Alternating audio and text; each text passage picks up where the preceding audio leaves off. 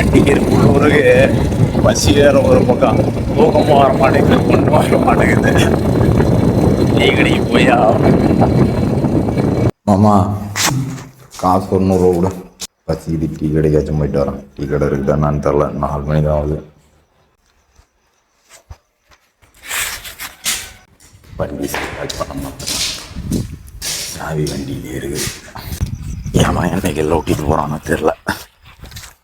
மொட்டை காடு.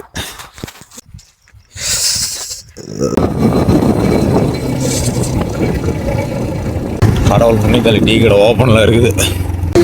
அண்ணா ஆட்டாமொட்டி அண்ணா ஒரு குட் டே பிஸ்கட் ஒன்று. போதும் போ, நம்ம வாங்கிக்கலாம்.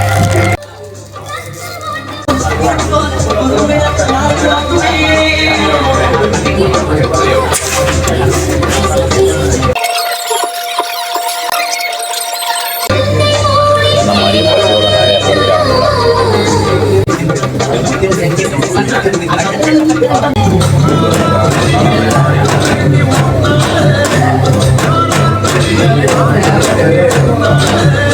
ஆனால் அந்த கேக் பீஸ் பண்ணணுமா சாப்பிட்டேன் அவ்வளோதான்.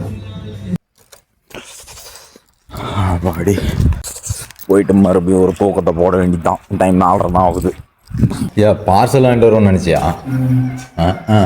தூங்கிட்டு இருக்கிற உங்களுக்கு டீ வாங்கிட்டு வந்து ஏன் தூக்கத்துக்கு எடுக்கணும் அப்படின்னு நான் நினச்சேன்.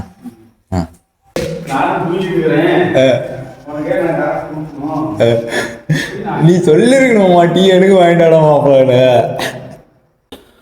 எனக்குன்னு தனியாக ஒரு ரூம் இருக்குது, அதுதான் பெட்ரூம். இது போத்த பெட்ஷீட்டை தான் கண்டுபிடிச்சி தூங்க வேண்டியது இருக்குது. மறுபடியும் குட் நைட்.